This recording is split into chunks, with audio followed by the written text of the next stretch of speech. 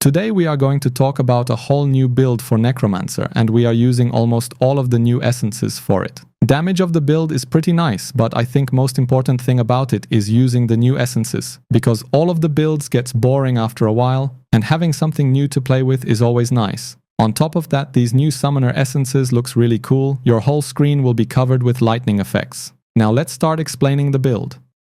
I think we can start with the skills. First, we have command skeletons with 2 essences. One of them is the new head essence that summons the Storm Rider Legion. When you use the skill, they attack and apply shock, which will increase all lightning damage the target receives. Since our other summons use lightning attack, this is quite important. On top of that command, skeletons receives 80% increased attack speed for 4.5 seconds. And the other essence we use, which is an old main hand essence, increases command skeletons damage by 19%. And for our next skill, we are using Command Golem with 2 essences. One of them is the new main hand essence that turns our golem into Fulgur Golem, which deals lightning damage for 24 seconds. When you summon the golem, it deals 30,000 damage to nearby enemies and inflicts shock effect for 3 seconds, and you can command the golem to leap to a location, dealing 18,000 damage to enemies and inflicting shock for 3 seconds, and this shock effect deals 2,700 damage per second, and lightning damage dealt to affected enemies gets increased by 50%.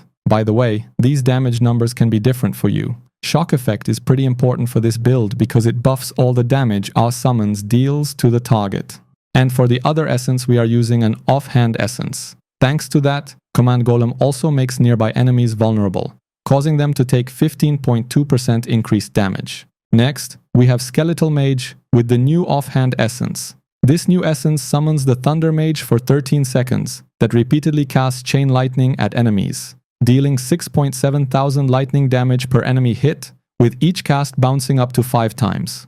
And lastly, we have Bone Armor with 3 different essences. One of them is the new Chest essence. Thanks to this, Bone Armor now generates a pulse that wreathes nearby summons in lightning for 8 seconds, during which electric links will form between affected summons that deal 11,000 damage per second to enemies. And for my primary attack skill, I'm using Soulfire without any essences. Now, let's check out our set items. As you can see, I'm using 6 pieces of Shepherd set, and for the other 2 pieces I'm using Shellboss. I think this is the best setup for Summoner Necromancer builds. If you have other suggestions, let me know in the comments.